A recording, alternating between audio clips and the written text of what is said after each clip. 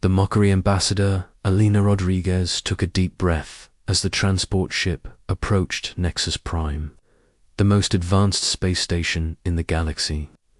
Through the viewport, she could see the massive structure spinning slowly against the backdrop of distant stars. It looked like a crystal flower blooming in the darkness, its surfaces reflecting light in patterns that hurt human eyes to follow.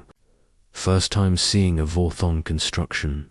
asked Dr. Marcus Webb, settling into the seat beside her. The elderly scientist's weathered hands clutched a sealed container that held Earth's most precious secret.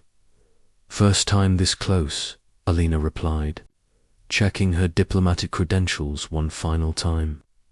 "The photographs don't do it justice. It's beautiful and terrifying at the same time." Marcus nodded, his grey eyes fixed on the station. "That's the Vorthon way. Everything they build is meant to intimidate. They want other species to feel small and primitive in comparison." Alina understood his concern.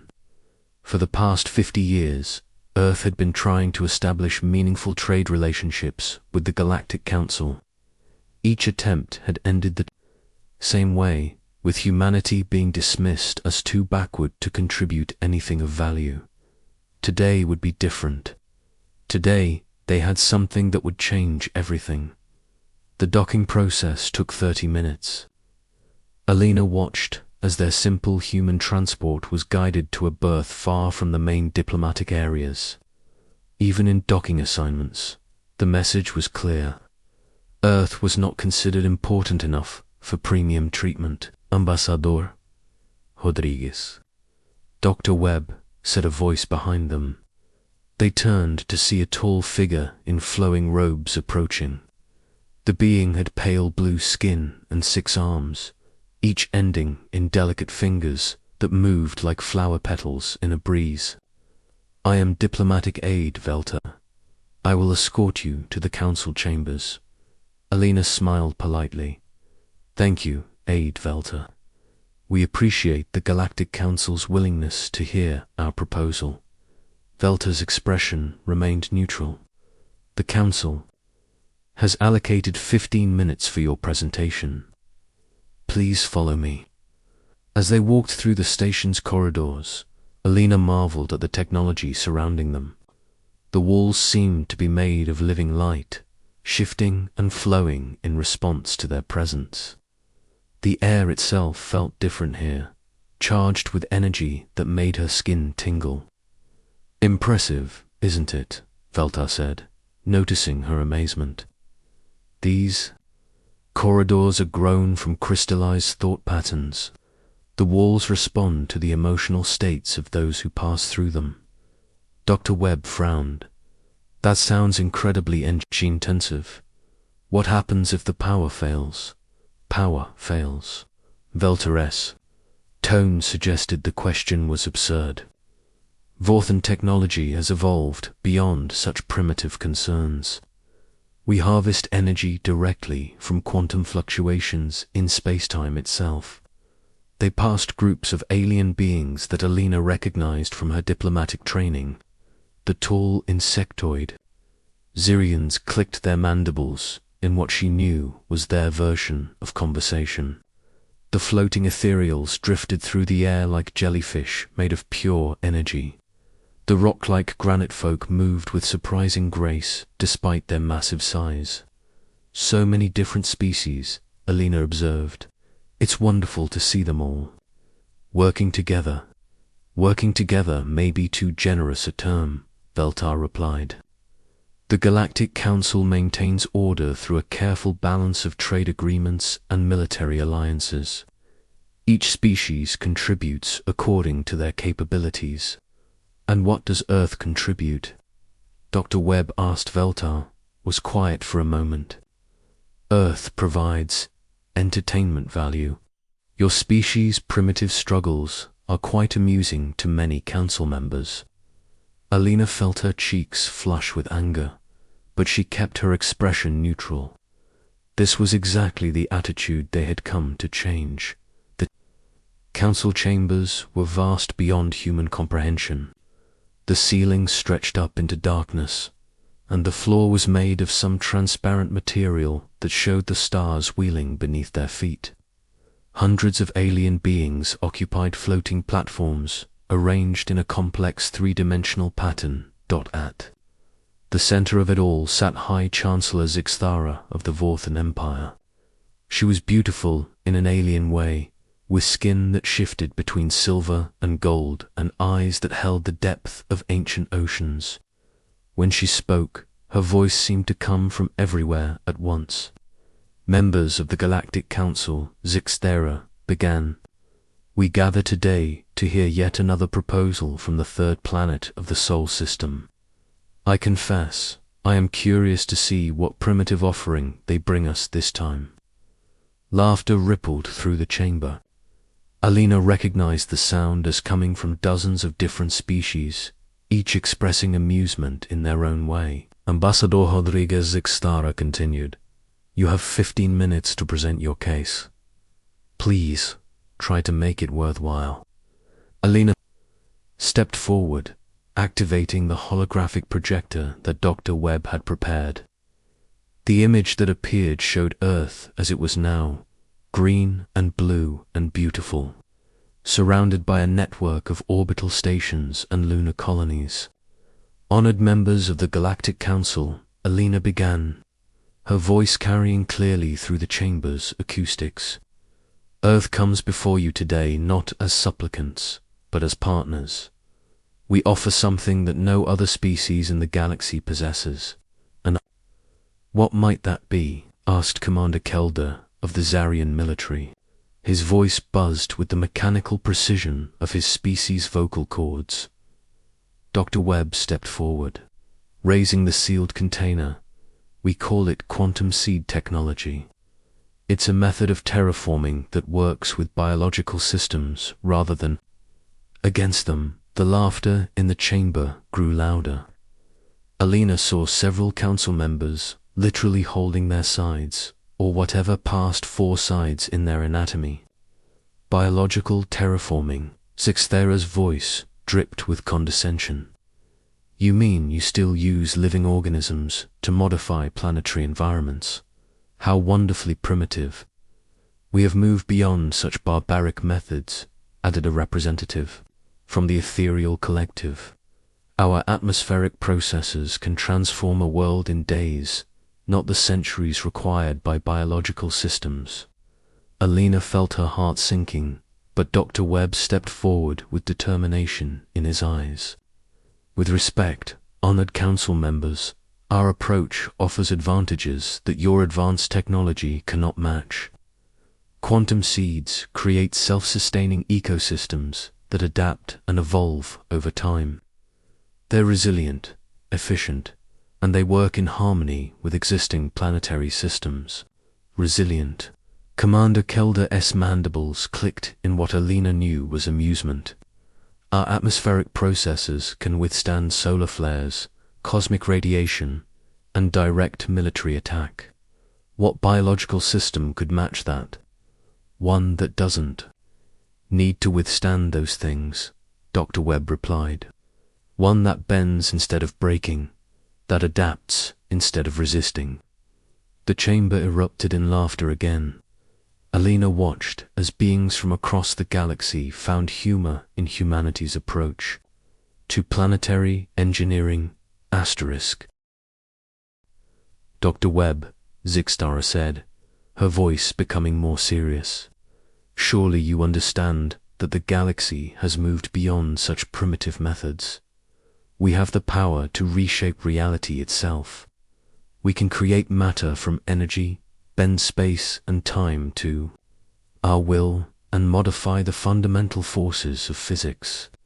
Why would we want to return to the slow, unpredictable methods of biological manipulation? Alina stepped forward, her patience finally reaching its limit, because sometimes the old ways are better than the new ones. Because sometimes working with nature is more effective than trying to dominate it. And sometimes, she continued, ignoring the renewed laughter, primitive methods are the only ones that work when everything else fails. The chamber fell silent. Zixtara's expression hardened. Are you suggesting that our advanced technology might fail, Ambassador Rodriguez? Alina met her gaze steadily. I'm suggesting that overconfidence can be dangerous. Our scientists have detected signs of an approaching cosmic phenomenon that could threaten every world in this galaxy. When it arrives, your advanced technology might not be enough. What kind of phenomenon? Commander Kelder demanded. Dr. Webb activated another holographic display. We call it a quantum storm. It's a wave of exotic energy that disrupts the fundamental forces holding matter together. Our models suggest it will reach this sector within 6 months. And you believe your primitive biological technology can withstand something that our advanced systems cannot? Zixtara's voice was ice-cold. We believe that biological systems have survival mechanisms that artificial ones lack, Alina replied. They can adapt, evolve, and find solutions that weren't programmed into them. The silence stretched for long moments. Finally, Zixtara spoke. The Council has heard your proposal, Ambassador Rodriguez. We find it ... quaint. Your warnings about cosmic storms are noted, though we place little credence in predictions based on primitive Earth science. She gestured dismissively. The Galactic Council's decision is unanimous. We decline your offer of partnership. Perhaps in another century or two, when your species has evolved beyond its current limitations, we might reconsider. The platforms began to move, carrying their occupants away from the central chamber.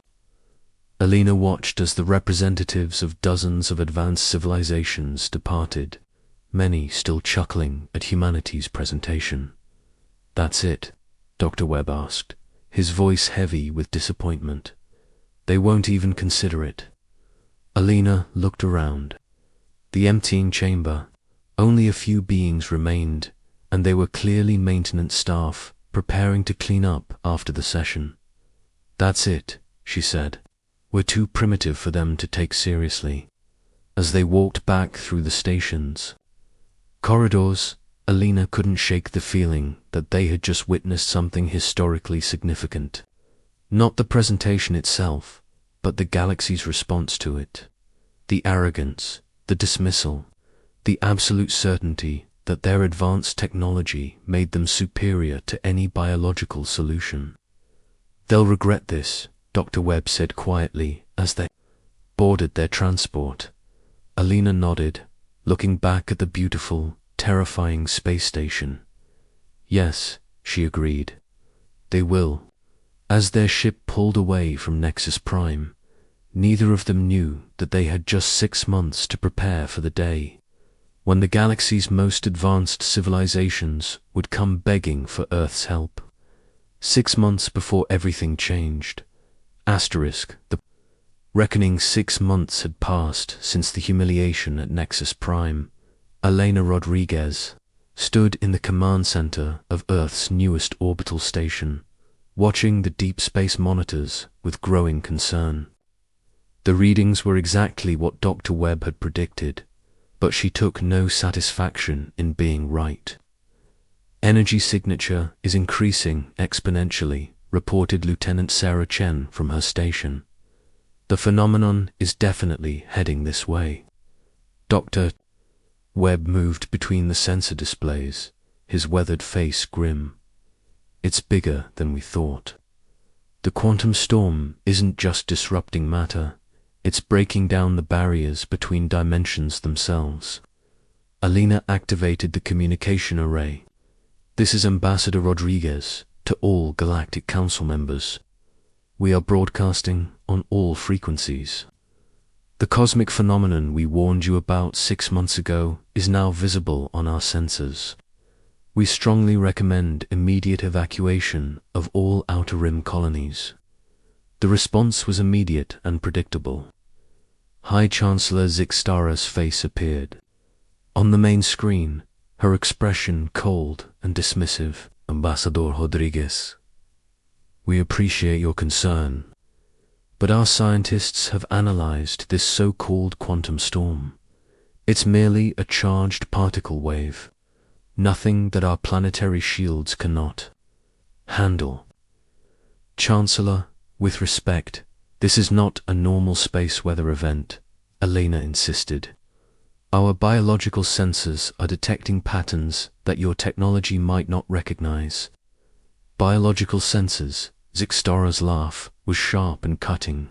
You mean plants and animals. Ambassador, we have instruments that can measure quantum fluctuations at the subatomic level. We hardly need to rely on primitive biological reactions. The connection ended abruptly. Elena stared at the blank screen, feeling the weight of helplessness.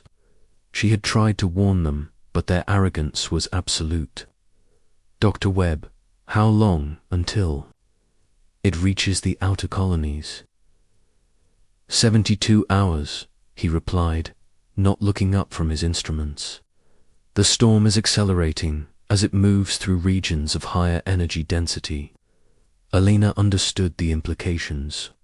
The more advanced civilizations, technology, the more energy they used. The more energy they used, the faster the storm would move toward them. And how long until it reaches Earth? If our calculations are correct, about 2 weeks. But Elena, ... He turned to face her, his expression troubled. I don't think it will reach Earth. What do you mean? The storm feeds on artificial energy, patterns. The more sophisticated the technology, the more it attracts the phenomenon. Earth's technology is primitive compared to the galactic standard. We might not even register as a significant target. Elena felt a chill that had nothing to do with the station's climate control. You're saying we'll survive because we're backward. I'm saying we'll survive because we never forgot how to work with nature instead of against it. The first reports came in exactly 72 hours later. The ethereal collective's outer colonies simply vanished. Not destroyed in any conventional sense, but deleted from reality as if they had never existed. The energy beings who had mocked Earth's biological approach were reduced to quantum static in seconds. Elena watched the sensor feeds with growing horror. The storm was not just destroying worlds, it was unmaking them. The advanced energy barriers that should have protected the colonies instead seemed to attract the phenomenon like lightning rods. Emergency transmission from the Zarian Home Fleet, Lieutenant Chen reported.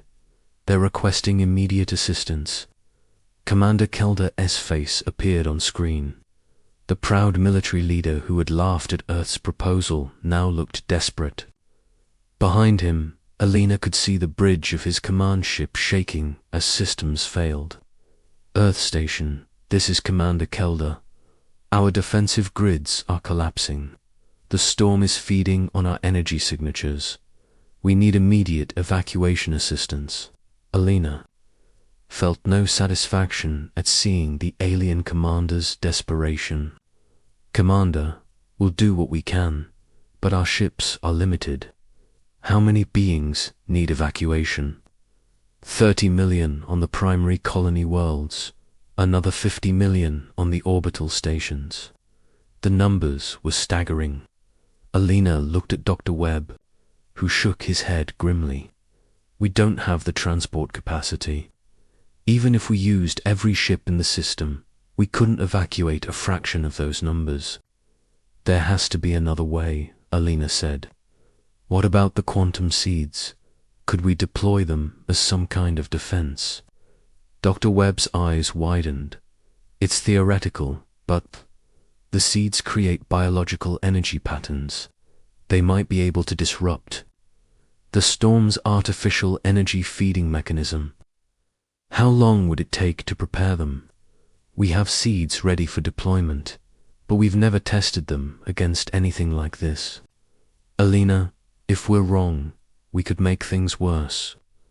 Alina looked at the tactical display showing the storm's progression. World after world was going dark as the phenomenon consumed entire civilizations. The galaxy's most advanced species were being wiped out by something that fed on their own technological superiority.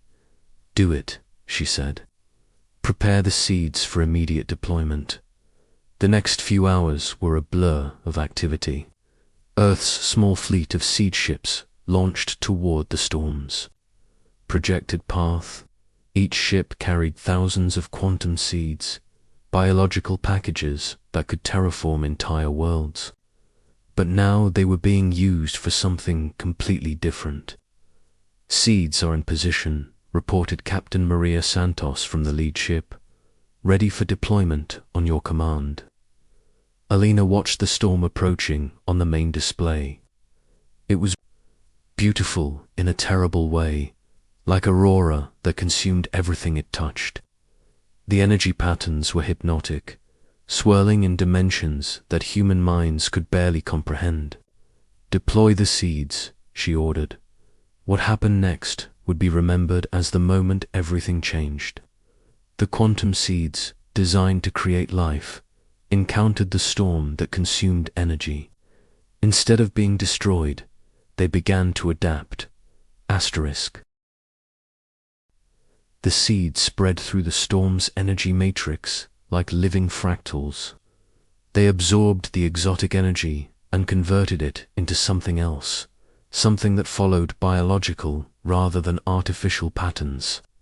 The storm's feeding mechanism, designed to consume the regular energy signatures of advanced technology, couldn't process the chaotic, adaptive patterns of living systems. "It's working," Dr. Webb whispered, staring at his instruments in amazement. "The storm is destabilizing. The seeds are creating pockets of normal space within the phenomenon." Alina activated the general communication array. "All ships, all stations, this is Ambassador Rodriguez. The biological countermeasures are working. Begin immediate evacuation of all worlds within the storm's path. You have a window of approximately 6 hours. The response was immediate. Ships from across the galaxy converged on the threatened worlds. The same civilizations that had mocked Earth's primitive technology now relied on it for survival. High Chancellor Zixthara's face appeared on the screen. Her beautiful features were haggard, her silver-gold skin now pale and drawn. "Ambassador Rodriguez, on behalf of the Galactic Council, we... request Earth's assistance in protecting our remaining worlds." Alina felt a moment of temptation. It would be easy to remind the Chancellor of her dismissive attitude, to point out that Earth had tried to warn them. But looking at the tactical display, seeing the scope of the destruction, she couldn't bring herself to be petty. "Chancellor, we'll do everything we can. But we need your help too. Our biological systems work best when they're integrated with existing planetary ecosystems. We'll need your environmental data and your cooperation." "You have it," Six said without hesitation. "Whatever you need." Over the next week, Earth's quantum seeds were deployed across hundreds of worlds. The technology that had been dismissed as primitive became the galaxy's salvation. The seeds created biological barriers that the storm couldn't penetrate, safe zones where evacuated populations could shelter. But it was more than just survival. The seeds began to terraform the damaged worlds, creating new ecosystems that were more resilient than the artificial environments they replaced. Planets that had been stripped bare by advanced technology began to bloom with life. "It's remarkable," Dr. Webb said, reviewing the reports from the field teams. "The seeds aren't just protecting the worlds, they're healing them. Planets that were dying from over-industrialization are becoming garden worlds." Alina nodded, watching the transformation on the main display. Maybe that's the real lesson. Here, we spent so long trying to dominate nature that we forgot how to work with it. The storm finally burned itself out after consuming the last of the galaxy's major energy sources. The phenomenon had been attracted to artificial energy patterns, and when those patterns were replaced by biological ones, it had nothing left to feed on. In the aftermath, the galaxy was forever changed.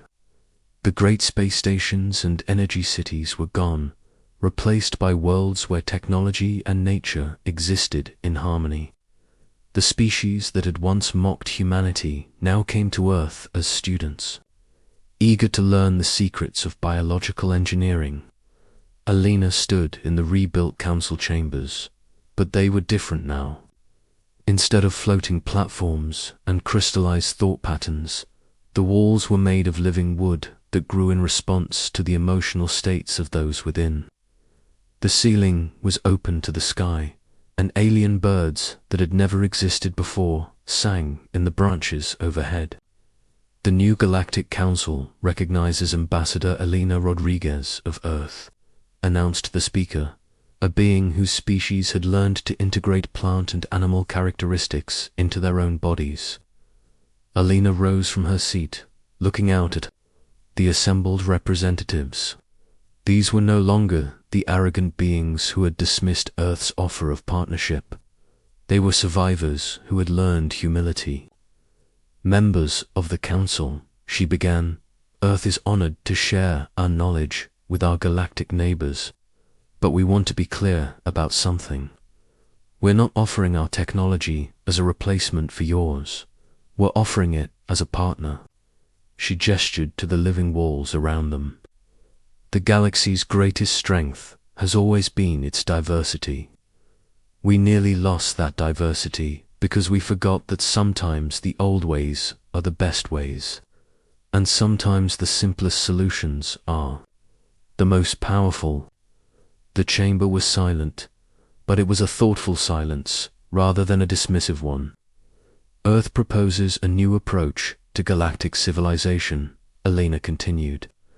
One where technology serves life rather than replacing it, where we work with natural systems rather than against them, where we remember that advancement doesn't always mean complexity.